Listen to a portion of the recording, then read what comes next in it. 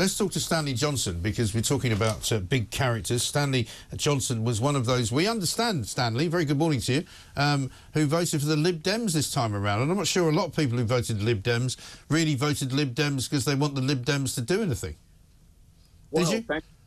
Thanks so much. It's been a long night. Yeah, let's pick up that point. Some time ago, I guess in March this year, I said rather firmly, on a television show, if any of the political parties started talking about the issues which I really cared about, and environment was one of them, and Europe was another, I would be minded to give them the time of day. And the other day I was walking back home, and Helen Baxter, who was the Lib Dem candidate for this new seat, which is called Maida Vale and Queen's Park. Queen's Park thrust me a leaflet and said, my third priority, but it's a major priority, is indeed to concentrate on the environment and on Europe. And I said to her, you are going to be my vote. I'm going to vote you here, because there's a tactical consideration as well. If so many of the people who were conservatives have actually voted Lib Dem, they might have diminished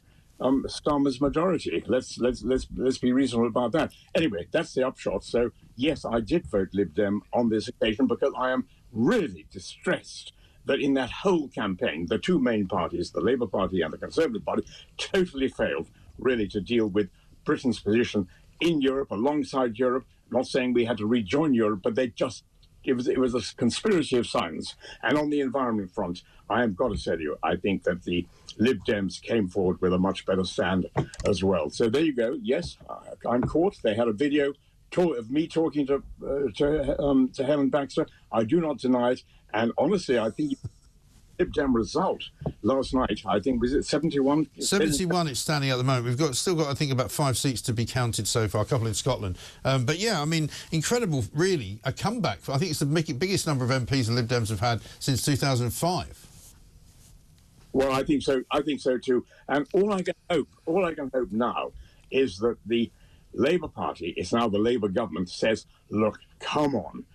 We were not responsible for Brexit, but we really now need to concentrate on how to rebuild these bridges with Europe. And all the more important, as Europe itself now looks as though it's splitting into all sorts of fiction and faction and God knows what. Right. Well, populism is a very popular thing these days, you know what I mean? We've got to do it. We've got to do it. We've got to cast our...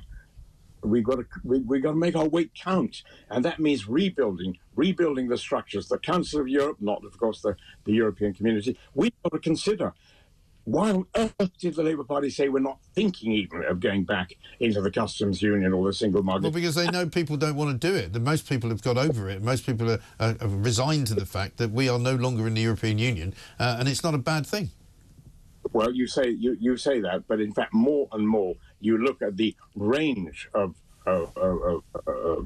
rules which are out there, and we're just involved in the whole environmental animal welfare issues. We are rebuilding whole structures for chemical testing, product testing, border controls, and so on and so forth, which have actually impacted very seriously on our economic prospects.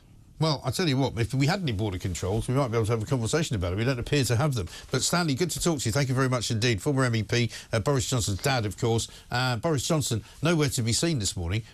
He might be said to have been the sort of the architect of the Tories' demise, because after all, it all started to go horribly wrong when he started backing the man who ended up causing the entire downfall of the Tory party.